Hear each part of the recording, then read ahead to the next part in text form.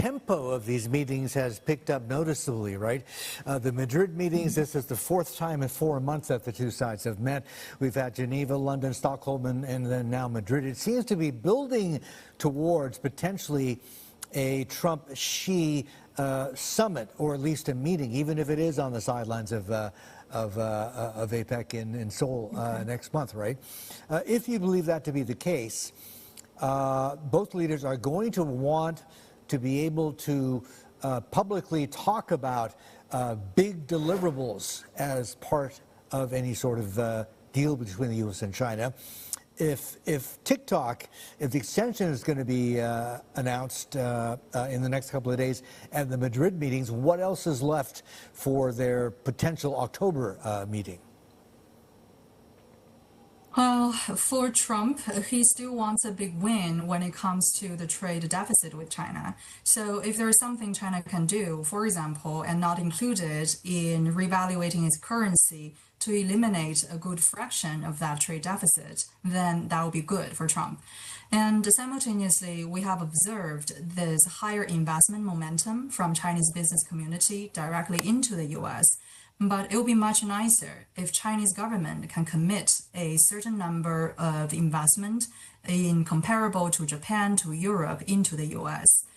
And everything is on the table. I'm not saying that this meeting will not achieve anything or the Xi-Trump meeting cannot make breakthrough, but it just seems like the long-term agenda on both sides are really diverging more and more. Those short-term achievements would make the market more less volatile, but still it doesn't change the nature of the bilateral relationship. Don, you would probably agree that, if you do see an October Trump-Xi meeting, right, there's probably very little chance that the U.S. is going to do what it did to India, that is, slap extra tariffs on for buying cheap Russian oil. What the U.S. is doing, though, right now, as we speak, is it's leaning on the G7 to try to get them to do that work instead. But on the European side, there doesn't seem to be much appetite for that, does there? There is really no appetite from the European side. They prefer sanctions. They never like the tariffs. So for Trump to require them to impose 100% tariff on China is practically unthinkable.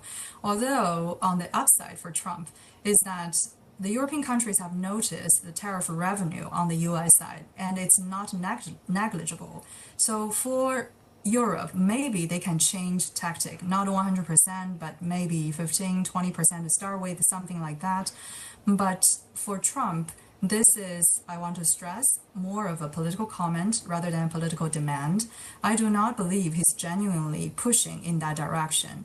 If both sides are working towards a Xi-Trump summit by the end of this year, then 100% tariff is similar to the 145% tariff in April. It's just not the target of Trump.